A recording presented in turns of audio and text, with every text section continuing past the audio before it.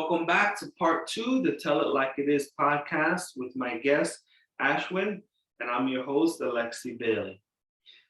You said you like streams and you watch your sports guys or I watch some. I'm not on social media, so it's not like I watch it after it's been posted on YouTube or something. Um, I sometimes watch sports, workouts, the big stars. I'm a fan of basketball, so I see their workouts being posted. It's always fun. who's your team? That's hard. Yeah. That's Brooklyn, hard. Brooklyn's getting better. Yeah, I'm rooting for Brooklyn next year, but I like the Lakers also. And What about Curry? I love Curry, man. He's like the most humble sports celebrity ever. Yeah, Um, for sure. I was a huge fan of Kobe back in the day, so I kind of attached to the Lakers because of that.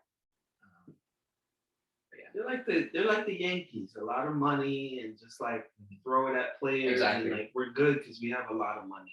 We just go out next year and We'll buy get the some. best Yeah, players in the world. exactly. Yeah. And I mean, because LA is LA, then everyone comes to watch and they keep making money, and it's kind of like, Rich get richer. yeah, exactly. I stopped watching basketball a little while ago, but at heart, I'm definitely a sports fan. I definitely love basketball. My favorite basketball player of all time is Michael Jordan. And his impact on the game is unmatched. Yeah.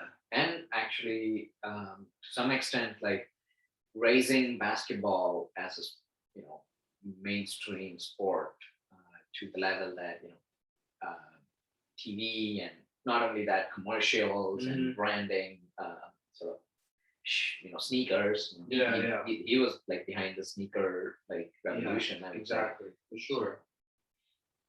I'm glad that he was able to hold on to the money. A lot of times, people or people don't get to hold on to their things. So he was able to do that, and that's the thing that I mean, when our agents are involved, it's a problem. Like musicians lose a lot of money to record labels like that. Yeah, exactly. No, yeah, the idea that ownership, like he was able to, I don't know what percentage of Nike he owns and what percentage of the Jordan brand he owns, and then leveraging his money to get teams, like that's revolutionary. And that says a lot about how good he was that they had to like give him, they had to actually give him like, what was due to him. And I do have a lot of feelings about, these teams being mostly African American and not having ownership rights, and then losing their monies and these kinds of things. Yeah, there's a lot of problems. They have a union or something like that, so players association. But there's a lot of problems too. Yeah, and I think so. Here's my thing, right? And a lot of times people don't fully understand this whole podcast thing and what's going on here, right? I think that we have the ability to fix most of the problems in our world, right? And a lot of people feel like the problems in our world are too big. It's impossible to fix. And I'm like, I get that, but if we tackle them rationally and like instead of making excuses, like got down to the root of it and fixed it, we could fix most of these problems. So that's really what the podcast is about. It's about talking about the problems and being honest about the solutions. So yes, it's Ashwin can't go home tonight and solve them. Alexi can't go home tonight and solve them. But if the 7 billion people on the planet decided that there was going to be no more hunger, or decided there was going to be no more poverty, or decided we were going to fix the education system on the planet. We could. We would need some investment from, you know, uh, governments and, big organizations that have a lot of money. That is the main thing. The key, absolutely. So the sad reality is that the average person looks at me and says, Alexi, we know they're not going to do it. And that's when I like fall out on the floor and I fall apart. And I'm like, so you're telling me we bought Nike shoes. Nike is now worth $100 billion of people money, of Black people money, of American money, of international money. And they're not willing to use that money to fix humanity? You're like, yeah, Lexi, that's crazy that you would think that, like, okay, so let's not buy Nike anymore. It's that simple. Yeah. And I guarantee you, in 6 months, Nike would come out with a revolutionary plan that's now providing billions of shoes to everyone. It's hard to, they do that. I agree with you. And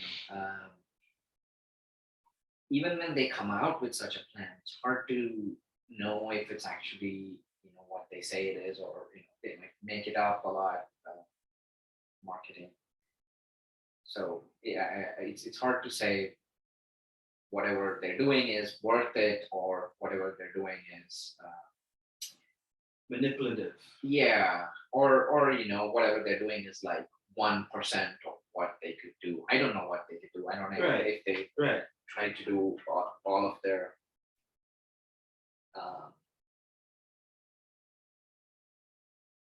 Take it. no. It's my buddy who said we'll Someone. Yeah, so I know I go off on a bit of a tangent. no, it's fine. I know I'm unrealistic and I know it's like far fetched, but I honestly believe that, a couple of boycotts, some more posts, just some marches and some think tanks and having some intelligent people get on board, some influential people get on board, we could really like make some shifts in 6 months. Not to plug, but there is another podcast I enjoy listening to. I want to hear it. Solvable. Mm-hmm. And it is exactly what you said. It is a podcast about social issues that can be solved. And also, like, there are these nonprofits who have worked out a plan, and they actually can tell you exactly what it's going to cost the government, exactly what it's going to cost the taxpayers, and exactly what you will get back. Most of these ideas actually give money back to the community as such, but not enough. They have a podcast because government or whoever it is not listening. So they actually lay it all out. This one particular nonprofit figured out how to solve homelessness in the Bay Area. They actually worked it out in great detail, including like how much for every dollar you put in, you get like $4 back or something like that. But there are just no takers. It's kind of a sad situation. So you mentioned Solvable. I'm gonna check it out. You should check it out. Yeah, I don't want to be bigger than anyone else. The idea is to actually be solvable, right? So now once you have an idea that works, get the word out, get people on board and actually execute. I know there's a lot of people with money who really want to put it in the right places. So I'm not good at managing all of these things. I want to work with people who are good at managing these things. And the average person is too busy to worry about how do we solve these things. So we need smart people to get involved. We need good accountants to manage, and we need other people who can help with accountability. Like all of us need to put our heads together. And that's really what I'm trying to do, is to just get the word out, have the conversation. The reason why we're sitting here today is you were 10 feet away, living in the next door. And one thing I have to give you credit for was that you were very welcoming, friendly, invited. Thank Yeah, and that's what I'm asking people to do. Like reach out, invite people, connect. We never actually got to do like a meal or go out for drinks, but everything else that you did let me feel welcome to that point, to this point, and to the fact that we're gonna continue on in that realm.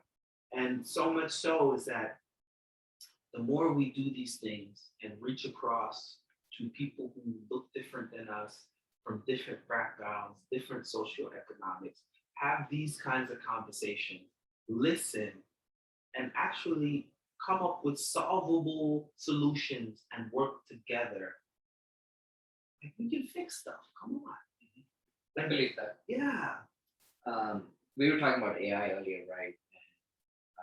This particular thing, AI actually now is being used by all these things to find solutions to social problems. So this like homelessness thing, when I say they worked it out that $1 in, $4 out, they actually used an AI algorithm to figure that out to say, okay, by seeing the pattern of where homeless people sort of gather in different times of the day, and in winter, summer, they can sort of predict, where is it most useful for us as a society to give some treatment, right? Um, and we can actually use AI for this kind of social good. So it's a new thing, fairly new thing, not as widely, applied as industry, but I hope it catches on. Um, I'm glad that AI is taking those kind of new directions. Absolutely. My thing is there's enough technology to solve the world's problems. It's not like we need to figure out irrigation so we can feed people. We already have these things figured out. The problem is the people with the money aren't putting it there. There's a value on profits, but not a value on the human life. And yes, a human life may not have a commercial value, but if you save that human life, it can raise GDP. And it's sad that we still have to convince these people Right. who have our money to give it back to us so that we can help people. But that's where we're at. That's the nature of the thing. I'm not a socialist or any of those things, but I do believe in like putting our heads together and using our money in a way that is going to save lives and not have like these complicated problems just getting worse and reported on the news. We all should be embarrassed that the news is saying so and so doesn't have food, so and so doesn't have a school. So you're like, we're spending money on Teslas. We should get to a point where we're like, all right, until this country has enough food, we're not eating out anymore. Instead of a $40 dinner for one person, we can feed 10 families for a week. Like that's how I feel. And I do get fired up about it. And I think a lot of people feel just as much, but they just don't have a way to be impactful. Right. I think it might be a problem of frame of reference. I can't speak for you, but my guess is you and I both come from some humble beginnings. And, I'm not saying today you and I are Bill Gates. I'm still, Absolutely, yeah. there's like hundreds of times richer peoples on the planet. But when I say frame of reference, I mean that these problems exist and it can happen to anyone for no fault of theirs. That's just a fact of life, and we should help as much as we can. But the fact is, you and I can only help so much, and other people need to, or richer people need to do it. So I really like the AOC's dress in the Met Gala. I don't know if you saw it, but yeah. Yeah. I love those references, by the way. So much of what this is, it's this timestamp. This is what's happening. There are a lot of people who care, and there's a lot of things that's happening, and it's all interconnected. Tax the rich, she wore this dress, and some people were upset Mhm. that she went there to this expensive event saying tax the rich, and yeah. It was a statement. I mean, another, the climate crisis is another thing that we got. It's a social problem and it's an economic problem. And we need people to, peoples with the monies to show up and help. People with money, they're not going to show up and they're not going to help. The poor and the middle class people need to boycott certain things. We need to get in the streets. We need to say, I'm not logging onto my Instagram until, I'm not, doing X, Y, and Z until. And if 10 million of us did that for one day, by Tuesday, you would see like, oh, such and such company is now rearranging, and that's what keeps me motivated. Is the fact that it doesn't take 10 years of boycotts. We're not talking about 10 years of boycotting. If we said, look, we're not going to Walmart for the rest of the year, like Walmart would wake up in like 2 weeks. You know what I mean? Yeah. It wouldn't take much. So my goal is, if I was Joe Rogan and I said, tomorrow morning, X, Y, and Z, Joe Rogan could like start a whole movement tomorrow morning. Absolutely. And because he has such a huge platform, it would easily be a thing. I'm very passionate about women's rights. And the reason why I talk about it is because it's all interconnected. Like women are always worried about violence. Violence against women is a real thing. Whether you live in Princeton, New Jersey, New York City, the inner city, some rural place in America, some rural place in India, women are worried about their safety. Like they're avoiding going out at night. They're avoiding, like they have to be on guard at a party. They have to be on guard at work. Like I'm sure, you're worried about your wife and your kids. And if you had boys, like I have boys, like I don't even worry. I'm like, you go walk to the library. I'll see you later. And just, don't get hit by a car. Yeah. And when you have girls and women, it's one of these things that because the narrative is what's hurting us. And obviously it hurts the men that do that to women, right? So it affects the mental health. So the mental health of our society is so unhealthy that it's normalized to treat women a certain way. And if you think it's okay to treat women a certain way, it says something about your self-esteem. So like all of these complicated things are hurting us. And when AOC wears that dress, she's being attacked because she's a woman. If a man wore a white suit with red letters on it, it'd have been like, oh, Kanye West just did something. But because it's AOC, she's seen as fragile, and it's all subliminal. Yeah. Sometimes you don't even realize that you're a part of this thing. Absolutely. And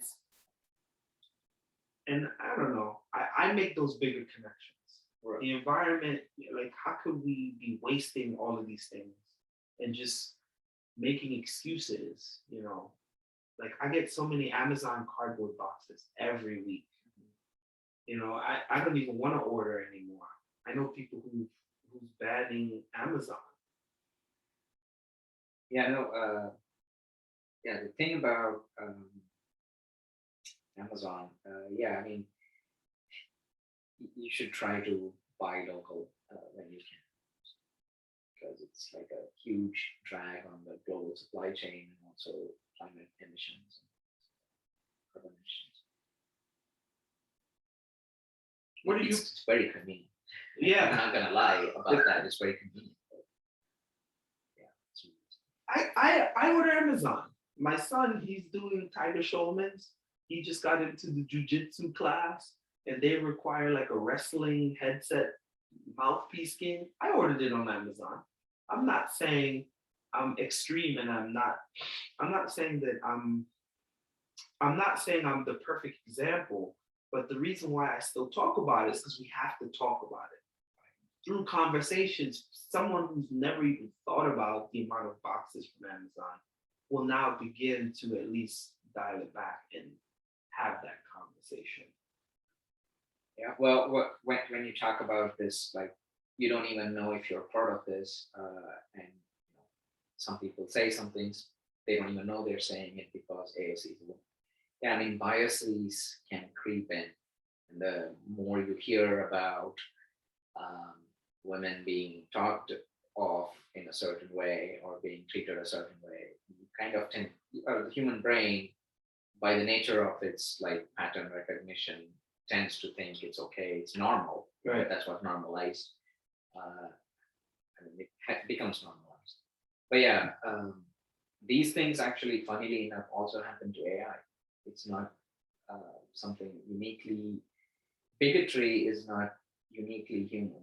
It tends to happen to anything that is um, able to learn from its environment and able to know that it has some upper hand over others in the environment. It tends to leverage those things. Yes. How does that apply to AI?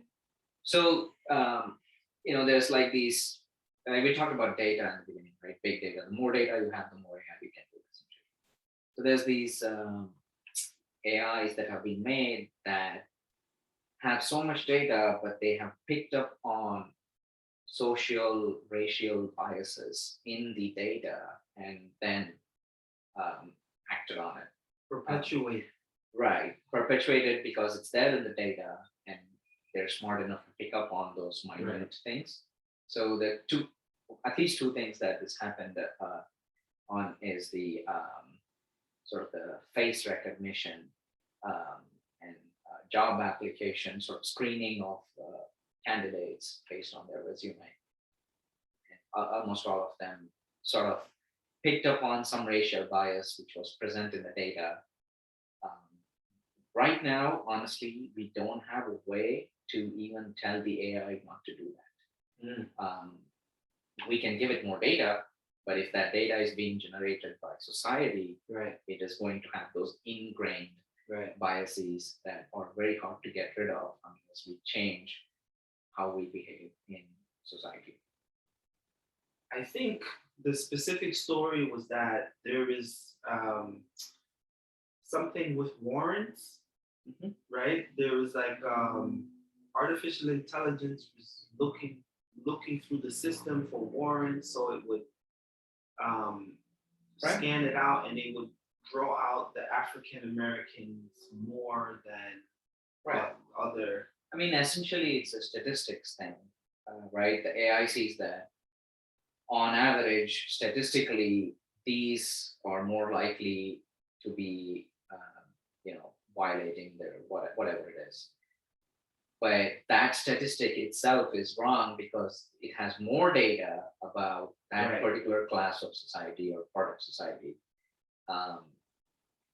This happened in like recidivism, like prisoners.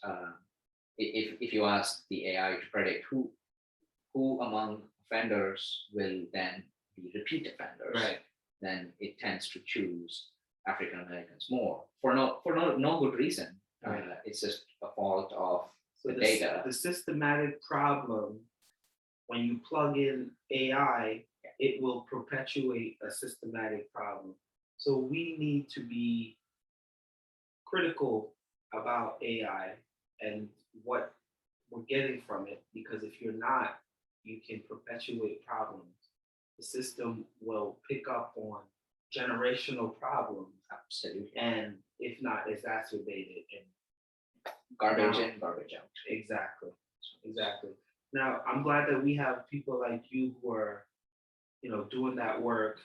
And, we need social justice in technology and critical thinkers and all of these things. I have to say, to bring it back to the practical, is you showed up today with your basketball, and we're gonna play ball after this. And you know, the podcast and the conversation is not meant to talk about hypothetical things out there in the universe, but more to just highlight everything that's interfacing with our experiences. And the human connection is what's important. Face to face contact, logging off, making connections, having dinners with people. Introduce your kids to your neighbors' kids. Show your kids that you appreciate diversity, and show them a willingness to step outside of the comfort zone. And again, I have to highlight you for making all of those steps and coming this far. It's a pleasure. Thanks for having me. And it's change starts with yourself or oneself. The more you talk to others, you see more of your own flaws and potentially some of your own strengths or whatever it is. Change starts from there. And we're doing our guys group, inviting our guys out there. Somehow women just have a way of connecting. I guess it's protected, and they just like, oh, and Yeah. women can just like see each other one time, and they're like, we're hanging out, we're doing this, and I know Betty, and guys are more like, we kind of miss that. We have to try harder and make a special effort. So I'm glad that we are doing this, and we connect in that way. Absolutely. Yeah. Do you want to leave us with any final thoughts? Anything that we? Well, if there are kids watching, I don't know if there are kids. If there are kids Parents watching, and kids. be good to your parents and do something that's good for humanity. People have goals in life, right? Like some people want power, some people want money, fame, legacy. Right? You talk about Michael Jordan, Kobe, and all. They had their main goal in life was to leave behind a legacy. Personally, I can't say that I invented this, but I definitely adopted this as my life's goal long back, and also now so much more that I've read sort of Kobe's books and stuff. I think change will likely occur if your personal incentive aligns with social progress or social incentive. And legacy is one of those. Like among these 4 or 5 things I said, power, fame, whatever, legacy is like the only thing that actually you can improve yourself and society at the same time. You'll be serving yourself and society at the same time. So think about your legacy. I feel like I have to touch on this. You mentioned you read Kobe's books and these things, right? How do you feel about Kobe? Well, as a person, sports athletes, they have these kind of things come up. I don't like him for that. The whole allegations and sexual assault. I'm not even going to say allegations, but I like him as a basketball player, and I like him for his work ethic. Yeah. And I like him for his contribution to the community in terms of setting up so many things for kids to excel.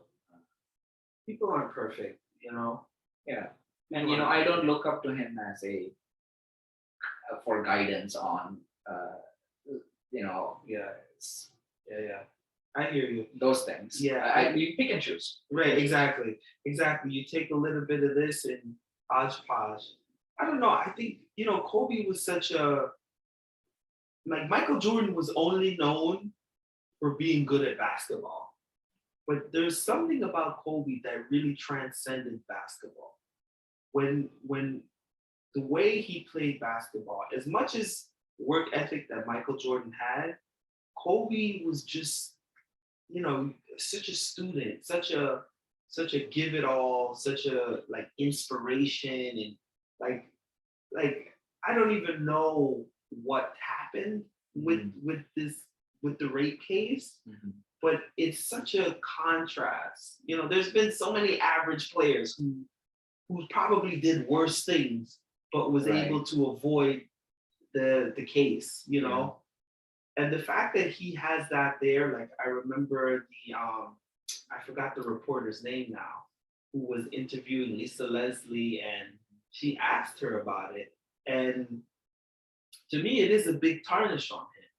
Yeah. But the tarnish is less that it just happened, because things happen. You might have had a moment, but the way that he allowed his lawyers to handle the case, it showed that he was very human. It showed that human side, And I think if you ask Kobe, the dad, he would have said something else. Yeah.